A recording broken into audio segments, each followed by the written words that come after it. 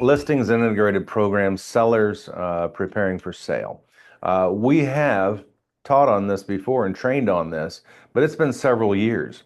And I wanted to get back to some of these basics because I think it's easy to forget the basics when we get into the trenches and we're working hard every day.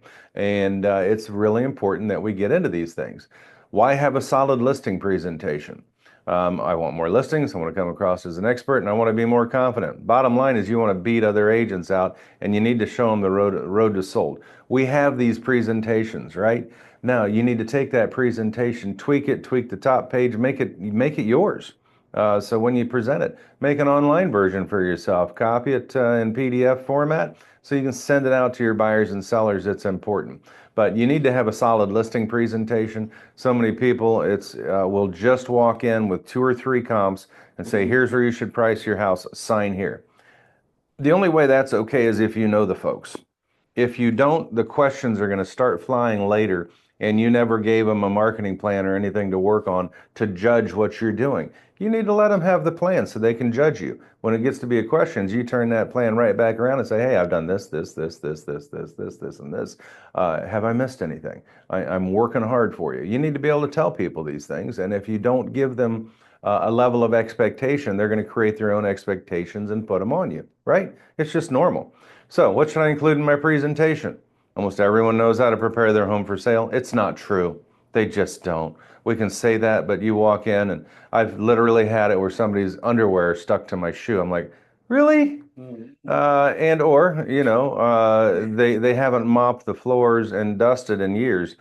So now there's this fine point, right? Because I'm not really good at the fine point stuff. I tend to be very blunt or bullish in my discussions. But what I would say is simple. Hey, look, we've got a great cleaning company. We can get them in here and they can take care of this and straighten it up for you. We've got great landscapers that can come in and they'll straighten up your landscaping, clean it up, power wash the house. We can have all that done in probably a week or 10 days, and we're going to get you more money for your house.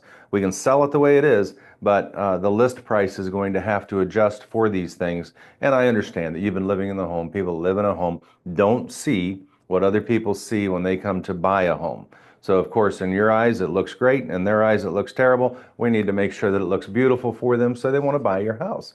Especially now, you can talk about the fact that we're in a tighter market. There's more inventory going up, so it takes a little more effort to get the buyers to buy that house. Other thing, of course, is not just listing presentation, pricing strategies. That's what I was just talking about. But add a flood addendum to every listing package. Those are important. If you do generate a buyer off of it, of course, you need to use the new buyer documents. Make sure we have the right documents in place. There are rules and regulations we have to follow, right? And these are important to go back to. These are all stellar MLS rules, guys. So, I mean, you need to be sure. And if you're confused about these at all, go back and take the training class again through the MLS. It's an easy way to refresh. And honestly, I'm getting ready to do that because it's been a while and it helps me keep my mindset right. And so we need to help people and agents navigate real estate transactions, and that's what they do. So go back through this. They're going to help you with listing procedures, selling procedures, copyrights. That's a biggie. We need to give people credit, right? And how to settle a dispute. We want to have that signed off on ahead of time that we're not going to court, we're going to a mediator, right? So there's that. And that's built right into our listing packages, which is nice. So with that being said, why didn't that move where I wanted it to? Okay. The first things you do is introduce yourself when you show up at a seller's house, right? How honored you are to be there, all of these things. A lot of people don't think about that because they think they know who I am. They know me.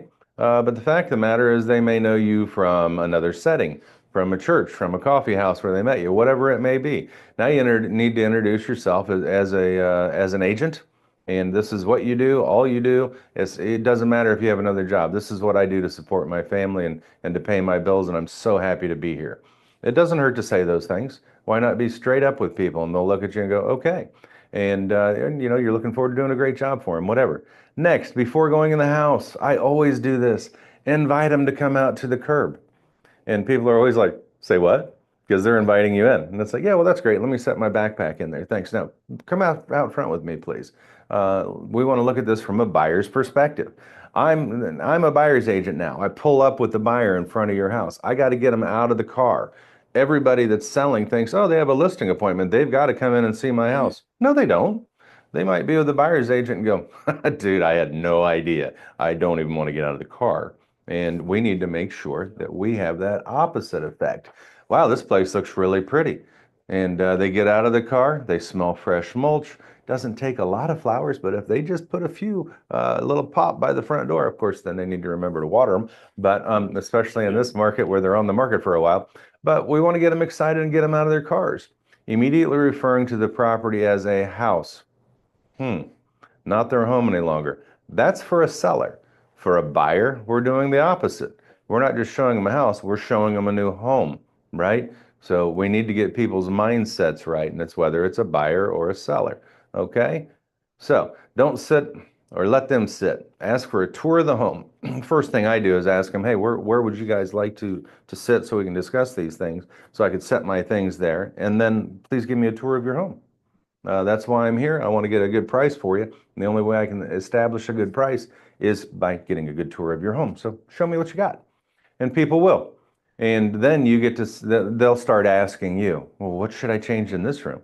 Do I have too much furniture? Oh, I know I have way too much furniture in this room. Oh God, this is where I keep all my makeup. You know, whatever it is. You just want to help them and let them know that yes, your kitchen countertops should be as empty as possible. Please make your beds. It would help if you thin some things out, even if they land in the garage, if you can. If you can afford it, put them in a storage unit so that your garage looks good too. It helps. That's the first place a guy usually wants to see. Okay. Next, ask them where you should sit, or you already have done that, and show them your listing information. And you can have it on your laptop, or you can have a print copy. If you've already sent it to them, they may even say, oh, we already reviewed all that. And if they go there, great. So what else would you like to do? What else can I answer for you before we go ahead and get your home on the market? Would you like to discuss pricing? I would. And they're going to go, oh, yeah, of course. So then you can pull out your comps. If they have already gone over the listing stuff, why do it again? However, the one part of that listing presentation that you never don't want to review a second time is what? It's what we do. Here's our marketing plan. Boom, boom, boom, boom, boom. I'm going to do these things. If you use the one that I created and have in that package, and it says you're going to do postcards, you better do postcards. Okay? If you don't want to do postcards, edit it, take it out. Okay? But it's important to do what you say you're going to do. If they offer you a glass of water or whatnot, a lot of people are like, "No, I'm good, thanks. I already have a cup of had a cup of coffee on the ride." Your glass is empty. Can I get you another? Right. You always say yes, please, and thank you because they're being hospitable. They're welcoming you into their home as a guest and as a friend at that point. And you want to say yes and you want to slow down. And you want to even slow down the way you're talking. If you're talking too fast when you come into a listing appointment, people think that it's high pressure instead of just slowing down. And see, I can do this in different ways too. The reason I speak quickly is we're trying to get through a timed time period here to get through these trainings. But when we're in that, we want to go quickly, okay? So be sure and go through our coaching and education guides. These are all in your app files. You can go through and show people how to prepare for sale when home shoppers, before they even step foot outside the car, like we were just talking about. And it just goes through cleanup, add shutters, front porch, just basic things. You don't want to overwhelm somebody that's on a tight budget. And you can even ask somebody, are you on a super tight budget for getting this sold? Here's the low budget fixes, right? Boom. Here's some other things you could do that are low budget and really help. But good Lord, if we just change out your countertops, no, you don't want to say it that way. But you can say, you know, if you do have the financial ability to do so, if we put in an upgraded quartz countertop instead of the chipped up Formica that's there, no, you want to say it in a nice way, but you know, it's one of those things. The lime green Formica should maybe change, you know, whatever it is. But you can help them because that is often one of the things people are used to at this point, but it makes a big impact, okay?